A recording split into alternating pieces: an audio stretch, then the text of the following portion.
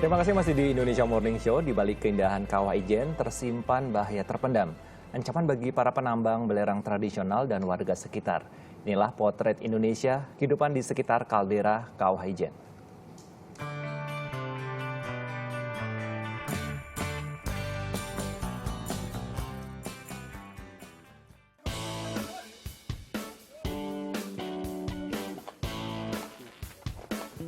Semburat indah Blue Fire di Kawah Ijen membuat siapapun terkesima melihatnya.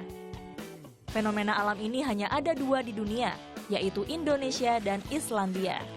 Api muncul sepanjang malam karena belerang yang terbakar oleh panas, lalu merembes lewat celah gas panas bumi. Kobaran api berpendar ketika gelap datang, dan meredup saat fajar menyingsing. Keindahan lanskap kawah terbentang di kawasan Cagar Alam Gunung Ijen, Banyuwangi, Jawa Timur. Gunung aktif dengan ketinggian mencapai 2.368 meter di atas permukaan laut.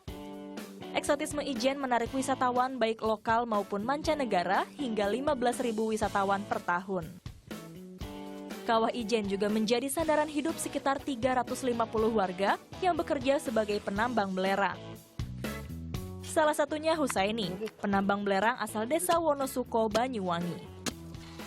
Setiap hari ia harus naik turun kawah melewati bebatuan terjal sejauh 3 km. Memikul keranjang kayu berisi bongkahan belerang seberat 90 kg. Tak hanya beratnya medan, ancaman asap belerang yang bisa merusak kesehatan pun mengintai mereka. Cuman yang dikhawatir itu kalau dekat waktu asap gitu. Longsoran di atas di tebing kan banyak di sana. Itu yang ditakutkan semua orang. Jatuhnya batu dari atas. Penghasil tiap penambang tergantung jumlah belerang yang dipikul. Per kilogram belerang dijual seharga Rp780. Hingga kini kondisi Gunung Ijen tak menentu. 2 tahun terakhir berada di level siaga dan waspada. Keadaan ini sama sekali tak mempengaruhi para penambang. Padahal radius 1 km dari kawah merupakan zona bahaya yang harus steril dari aktivitas manusia. Memang tidak boleh siaga itu, tidak boleh masuk sini, dilarang keras masuk. Tapi karena faktor ekonomi kekurangan semua, jadi semua penambang dukung semua. Kalau ada apa-apa risiko ditanggung kita semua gitu. Akhirnya bisa naik, boleh masuk. Berarti itu kategorinya Bapak nekat ya? Iya nekat, semua orang nekat. Di balik pesona kawahnya, gunung aktif ini menyimpan bahaya terpendam.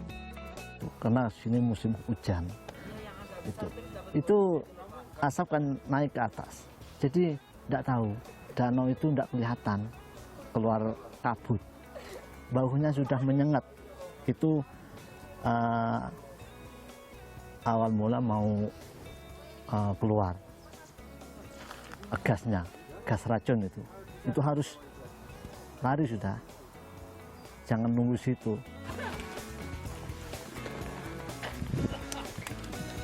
Mau meletus itu seperti orang bikin kue di wajan mendidih, itu sudah harus waspada. Orang-orang jangan terlalu lama di bawah, ambil langsung naik gitu. Bila air kawah meletus akan menyemburkan luapan lumpur dan mengalir ke dataran lebih rendah. Hal ini tentu bisa membahayakan pemukiman warga, termasuk daerah aliran sungai di sekitar kaki Gunung Ijen. Karena air kawah Ijen bersifat sangat asam.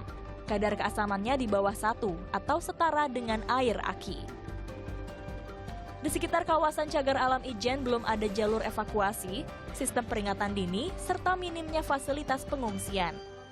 Terbatasnya anggaran dari Badan Nasional Penanggulangan Bencana juga disayangkan Bupati Banyuwangi Abdullah Azwar Anas.